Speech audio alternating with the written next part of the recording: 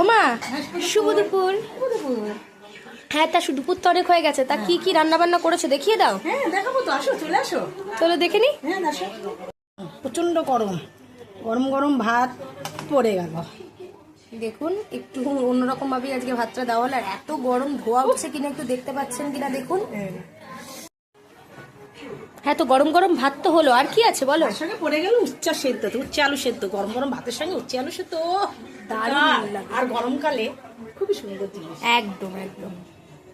হ্যাঁ, তো উচ্ছে আলু সিদ্ধ তো হলো, এরপর কি আছে বলো। দেখো ওই দেখো কচু বাটা, কচু বাটা, কচু বাটা পড়ে গেল। হ্যাঁ গরম ভাতের সাথে খুবই ভালো লাগবে। এরপর? তারপর আছে দেখো বড়া ভাজা, বাহ, গরম গরম ভাতে বড়া ভাজা, দারুণ জিনিস। হ্যাঁ, তো এটা এর সঙ্গে একটা কাঁচা লঙ্কা তো প্রয়োজন হয়। হ্যাঁ, একটা বড়া টড়া আছে, একটু কাঁচা একটা লঙ্কা কাঁচা লঙ্কা প্রয়োজন হবে। হ্যাঁ, তো এরপর এই দেখো একদম আমের ডাল, এই দেখো দেখতেই পাচ্ছেন আমগুলো একদম একদম আম গোটা গোটা আছে, গোটা গোটা করে আমের ডাল কয়েকটা আছে। গালিয়ে দেওয়া হয়েছে আর কয়েকটা একটু গোটা গোটা রেখেছে। আমের ডাল, এই গরমকালে আমের ডাল দারুণ লাগে। হ্যাঁ, তো ডালেই শেষ না না তারপরে দেখো আসল জিনিসটাই তো দিইনি তোমাকে। কি?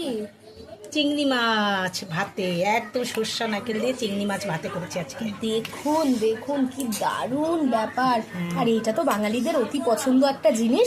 আর কি ফ্রেগ্রেন্স বেরোচ্ছে, পুরো সর্ষে বাটা দিয়ে করা, দারুণ ফ্রেগ্রেন্স। তা থালিটা একবার উঠিয়ে দেখাও। হ্যাঁ, দেখাচ্ছি এই বাবা। দেখুন থালিটা, দেখুন দেখুন কি দারুণ হয়েছে থালিটা। তা আজকে কেমন লাগলো থালিটা অবশ্যই কিন্তু জানাতে ভুলবেন না। আজ এইটুকুই, টাটা। বন্ধুরা।